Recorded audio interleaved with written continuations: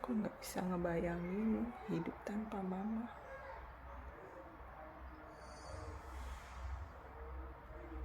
Tapi sekarang aku memang benar-benar hidup tanpa mama. 11 Maret 2023, mamaku meninggal dunia karena kanker pankreas stadium 4 yang sudah menyebar ke limfoma, kelenjar getah bening.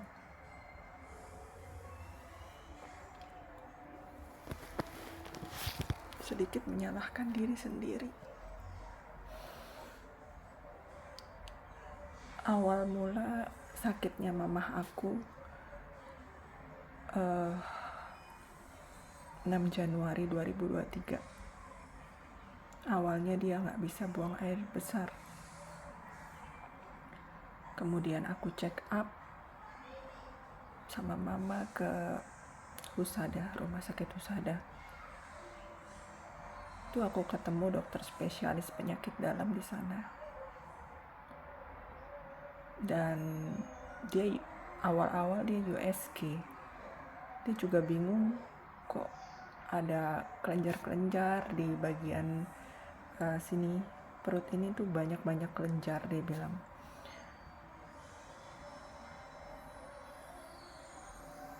Terus mama aku juga sempat menenangkan diri, dia bilang oh itu sudah lama atau gimana.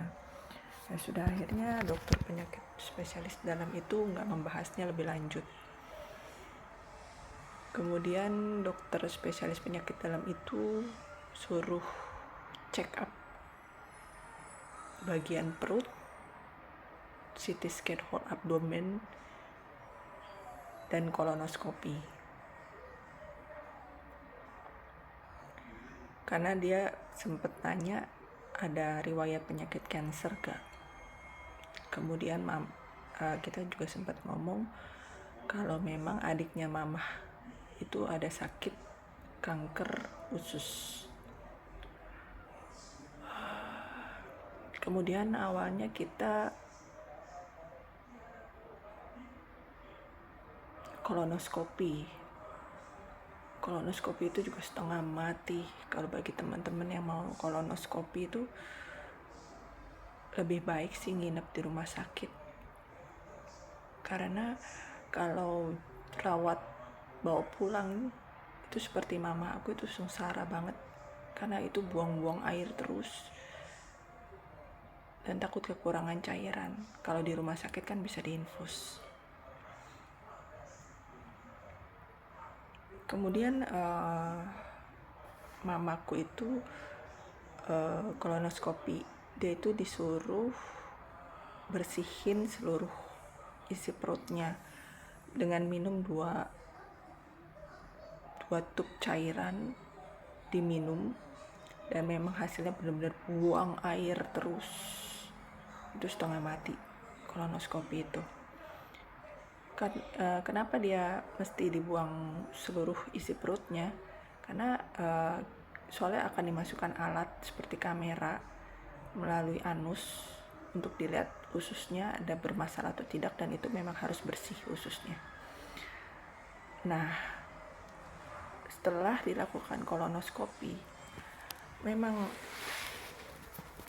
disimpulkan memang ada wasir dan ada polip kecil itu hasilnya. Aku nggak mau diangkat. Dari dalam proses kolonoskopi itu memang bisa diangkat kalau memang ditimbulkan kayak semacam polip seperti itu, tapi aku nggak mau karena ditakutkan, karena itu tumor itu polip itu ganas, takut aku.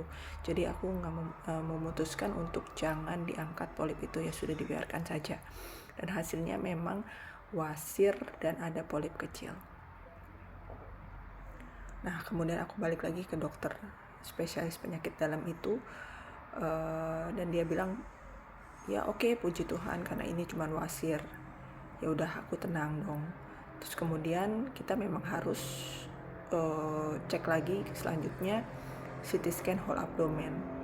sekalian supaya tahu apakah ada sesuatu di dalam perutnya mama itu sehingga yang menyebabkan mama tuh nggak bisa buang air besar.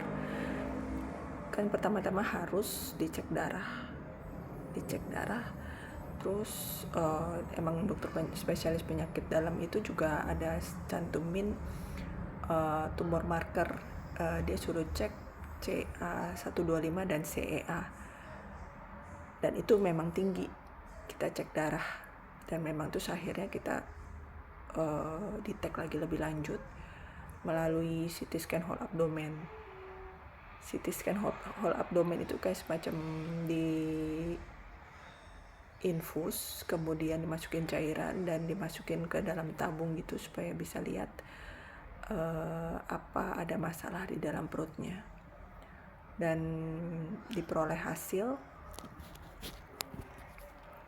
memang ada seperti apa ya, boleh dibilang ya, benjolan-benjolan itu di bagian liver ada, di bagian ginjal ada, agak besar ginjal 10 cm, dan di bagian pankreas ada 2, dan diperoleh asites ringan ya, ada asites ringan. Itu tanggal 6 Januari itu aku detect keseluruhan kondisi kesehatan mama.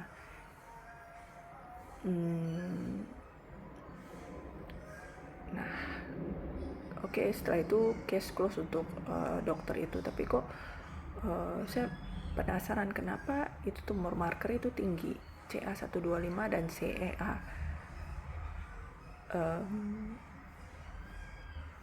Kalau itu CA125 tuh biasanya tuh menyangkut paut dengan rahim ya, kandungan. Nah, CEA itu biasanya kolon, tapi setelah dilakukan kolonoskopi kan nggak ada masalah di bagian ususnya. Kemudian aku penasaran kan, aku cari tahu tentang kenapa kok bisa tinggi, ada apa. CA125 kandungan. Nah, aku detect, mau tahu kenapa itu bisa tinggi. Lalu aku pergi ke dokter kandungan di Bethsaida. Itu dokter terbaik kandungan. Dia lalu melakukan USG, tapi bagian di teropong gitu juga sih. Itu bersih, nggak ada apa-apa, bagus. Bingung dong, semua bersih, semua bagus. Kemudian dia rujuk ke Karoles. Nah, ke Karoles itu juga sempat soalnya mama kan kondisinya sekarang kan air di dalam perutnya itu banyak, atau disebut dengan asites biasanya. Itu kok aneh ya, kenapa bisa asites gitu kan, pasti ada sesuatu di dalam tubuh mama. Kemudian kita dirujuk ke Karoles, dan Karoles pun gak ada hasil. Kemudian ke RSCM. Nah, ke RSCM itu kita ketemu satu profesor di sana untuk bisa buang dahulu cairan di dalam perut mama, karena itu sengsara banget, sesak napas. Jadi itu dibuang dulu, ada operasi kecil lah, bius sedikit di bagian perut, terus dikeluarin melalui selang. Itu disebut parasintesis. Ya sudah, setelah dilakukan parasintesis sudah, tapi kok terus-terusan ya, kenapa air itu terus ada, itu 2 minggu itu udah penuh lagi di perut mama aku. Nah,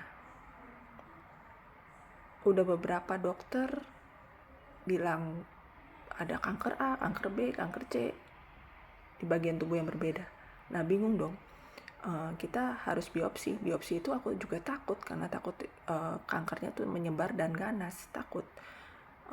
Ya udah, oke. Ini harus cari sumbernya, kenapa perut mama aku tuh penuh air terus. Kemudian daripada dokter juga pergi ke dokter A, ke dokter B, ke dokter C, itu biopsi yang berbeda. Kemudian kita putuskan untuk PET scan. PET scan itu untuk detect cancer. PET scan itu cuma ada di MRCC Siloam Semanggi dan rumah sakit apa sih namanya tuh, mitra, Gading Pluit, di rumah sakit Gading Pluit. Nah, aku decide ke MRCC Siloam Semanggi, PET scan di sana. Nah, setelah PET scan di sana keluar tuh hasil. Ternyata yang bermasalah itu pankreas. Dan pankreasnya itu istilahnya tuh udah menyebar metastasis ke kelenjar getah bening. Udah desperate banget itu sekitar PET scan itu dilakukan sekitar bulan Maret. Nah, udah setelah bulan Maret aku bingung dong, ini gimana gitu loh, mengobat gimana kalau di Indonesia itu terlalu lama, ngantrinya juga lama dokternya walaupun itu bayar. Kemudian aku bilang aku decide ke Singapura. Nah, decide ke Singapura. Sebelum ke Singapura itu sehari sebelumnya aku ada sempat ngantri dokter darah ya. Dokter darah tuh bagus di RSCM dan dapat tuh. Aku pergiin, cuman mamaku nggak ikut.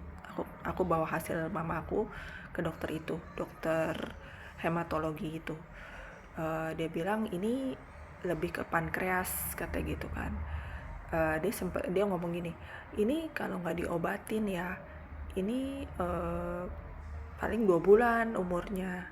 Nah, kalau misalnya diobatin ya bisa 6 bulan, 2-3 bulan. Nah, kalau nggak diapa-apain tuh 2-3 bulan bisa hidup. Nah, kalau misalnya di kemo dan segala macam itu bisa 6 bulan. Itu kondisinya di bulan Maret, dia bilang kayak gitu. Sedangkan mamaku awal sakit tuh udah Januari.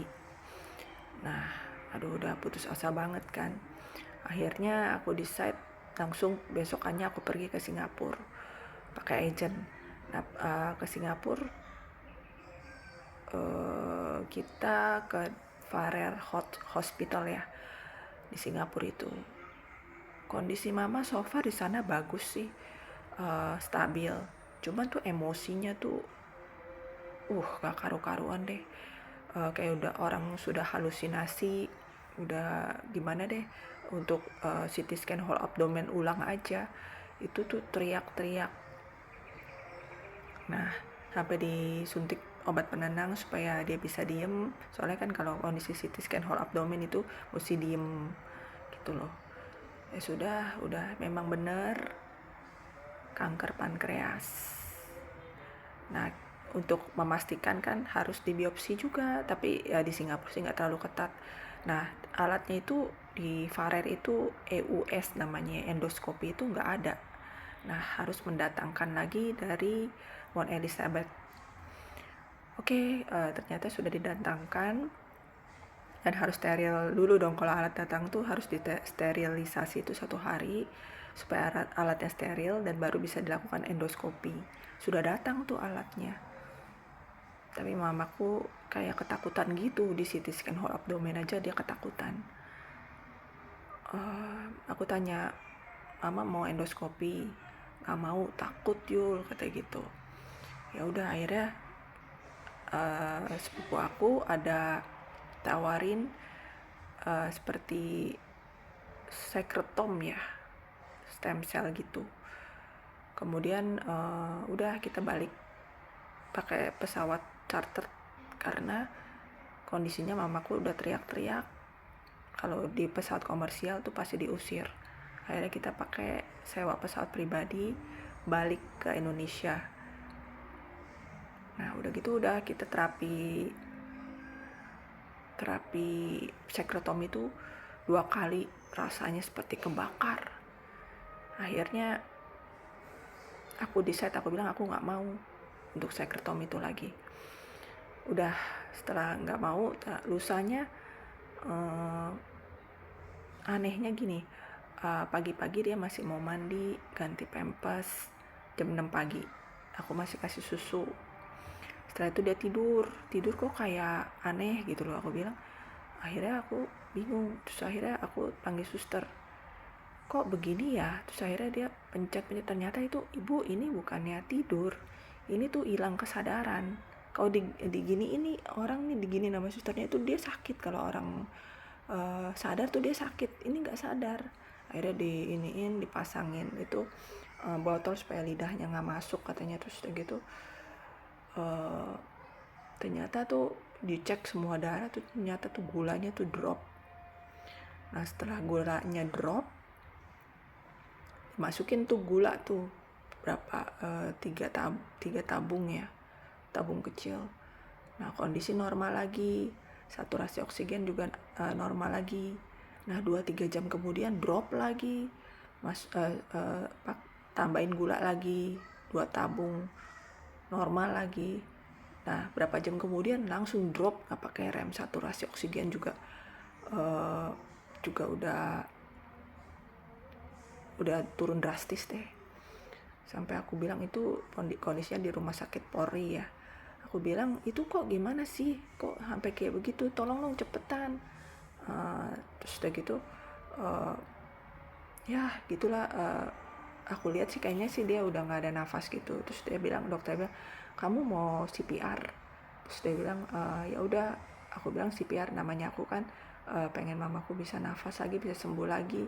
Akhirnya CPR. Aduh setengah mati aku lihat juga, sengsara, kasihan.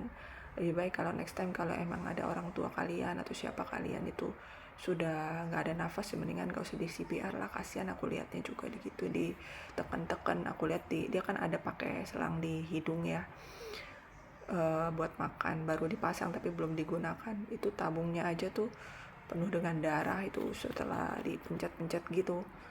Akhirnya lebih baik sih kalau misalnya itu nggak usah CPR. Kalau memang ada orang tua kalian yang sudah nggak bernafas atau gimana, itu sudah biarin, ikhlaskan saja ya gitu. Ternyata kanker pankreas itu benar-benar sangat luar biasa membunuh. Dan juga limfadenopati itu, kelenjar getah beningnya juga itu menyebar, itu juga sangat bahaya kankernya. Sebelum aku pulang dari Singapura juga dokternya bilang ini kelenjar getah bening ini nih, kankernya ini cepat menyebar. Ya sudah, oke. Begitu saja sharing pengalaman aku tentang kanker pankreas dan kanker kelenjar getah bening. Mungkin kalau stadium awal masih bisa diobatin. Lebih baik itu gejalanya sih seperti sakit mah ya. Jadi kalau ada sering-sering sakit mah muncul timbul, yang mendingan langsung CT scan whole abdomen aja. Jangan sampai kebablasan sampai ke stadium lanjut. Oke. Terima kasih. Semoga bermanfaat buat kalian semua.